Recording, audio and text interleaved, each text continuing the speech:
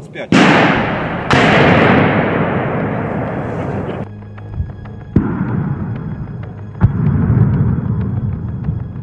Это по пулемету как раз?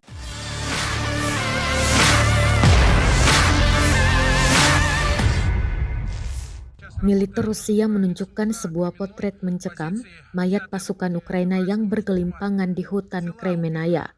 Selain mayat yang dibiarkan di sekitar hutan hingga paritnya, amunisi pasukan Ukraina juga berhamburan.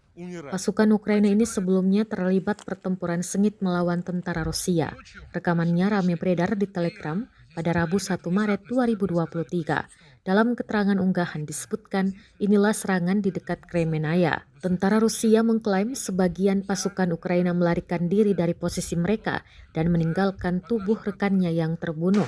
Puluhan tentara Ukraina dikabarkan tewas dalam pertempuran yang meletus di Kremenaya ini. Selain menduduki benteng pertahanan, unit militer Rusia juga berhasil menangkap sejumlah tentara Ukraina yang dilatih oleh Inggris.